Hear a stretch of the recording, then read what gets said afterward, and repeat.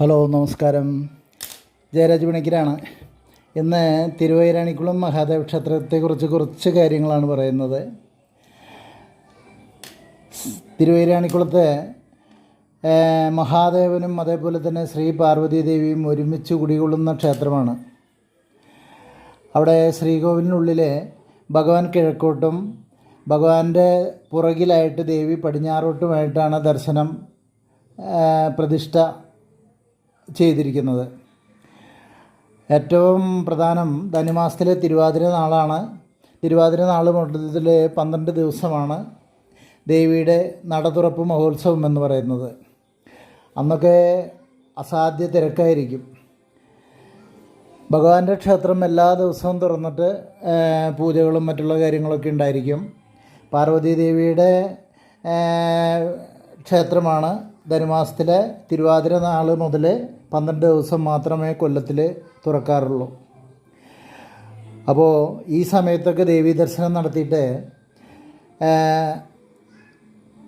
നമ്മൾ വഴിപാടുകളൊക്കെ ചെയ്യുമ്പോൾ ഉത്തമമായിട്ടുള്ള മംഗല്യസിദ്ധി അതേപോലെ തന്നെ സന്താനലബ്ധി ഇതുകളൊക്കെ ലഭിക്കുമെന്നാണ് പറയുന്നത്.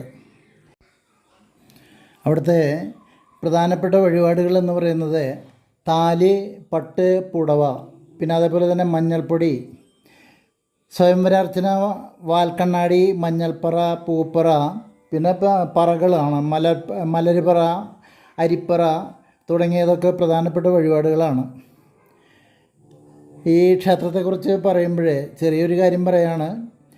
പണ്ട് കാലത്ത് കാട്ടിൽ അവിടെ വിറക് എടുക്കാനായിട്ട് പോയ ഒരു സ്ത്രീ അവരുടെ കയ്യിലുണ്ടായിരുന്ന അരിവാൾ അവിടെ ഒരു പാറക്കല്ലിൽ മൂർച്ച കൂട്ടാനായിട്ട് ഇങ്ങനെ തേക്കുകയുണ്ടായി. അപ്പോൾ ആ പാറയിൽ നിന്ന് രക്തം പൊടിയുന്നത് കണ്ട ആ സ്ത്രീ ഭയന്ന് ഓടിപ്പോയി. പിന്നീട് ആ ശില ഐരാണിക്കുളത്തപ്പൻ സ്വയംഭൂവായി പ്രത്യക്ഷപ്പെട്ടു എന്നും അങ്ങനെ അവിടെ ഭഗവാനെ ക്ഷേത്രം പണിത് പ്രതിഷ്ഠിക്കുകയും ചെയ്തു എന്നാണ് ഐതിഹ്യം. അപ്പോൾ ഇത്രയും കാര്യങ്ങളാണെന്ന് ഭഗവാനെ പറ്റി പറയുന്നത്.